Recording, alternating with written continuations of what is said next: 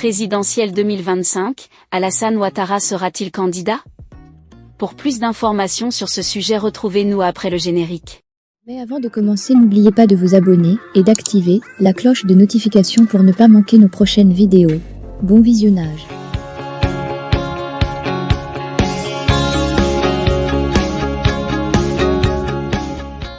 L'élection présidentielle de 2025 suscite déjà l'intérêt des journaux ivoiriens. Ce lundi 25 mars 2024, de nombreux quotidiens ivoiriens ont traité des sujets relatifs à ces échéances électorales qui s'annoncent explosives. Le Nouveau Réveil informe que Koné Méliès, l'actuel vice-président de la République, est le probable candidat du RHDP à la présidentielle de 2025 minutes. Dernière Heure Monde s'est également penché sur l'affaire. Ouattara ne veut pas être candidat, et indique que Thiam attend la nouvelle génération de Ouattara. Par contre, le Patriote estime que la candidature du chef de l'État est de plus en plus réclamée. Le Boclet entre dans la danse, lit-on à la une du dit journal.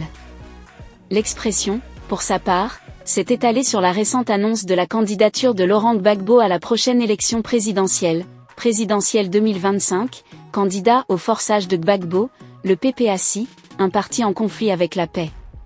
De son côté, la Nouvelle Alliance informe que la jeunesse du PPACI exige la réinscription de Gbagbo sur la liste électorale, quand le mandat fait savoir que l'opposition replonge dans ces mêmes travers.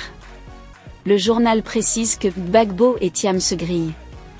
Le Temps, pour sa part, a relayé des informations relatives à la rentrée politique du PPACI dans le Gontougo, les vérités de Dano Djedje au régime. Quant au journal Le Matin, il relaie des propos tenus par le ministre Mamadou Tour depuis Korogo, préserver la vie de Laurent Gbagbo depuis 2011, le premier acte majeur de paix et de réconciliation nationale du président Alassane Ouattara. Plusieurs autres sujets ont été également traités dans la presse ivoirienne ce lundi. L'Avenir s'est étalé sur l'endettement de la Côte d'Ivoire, les indicateurs, les chiffres, et les faits qui désavouent les experts de l'opposition, lit-on à la une du dit journal.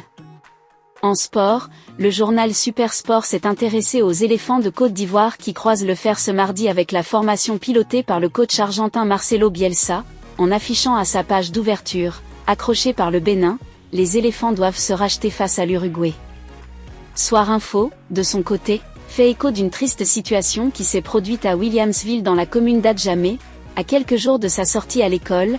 Un élève policier retrouve pendu son colocataire dans leur chambre, nous informe le quotidien indépendant. Lundi prochain étant férié, rendez-vous est pris pour le mardi 2 avril 2024.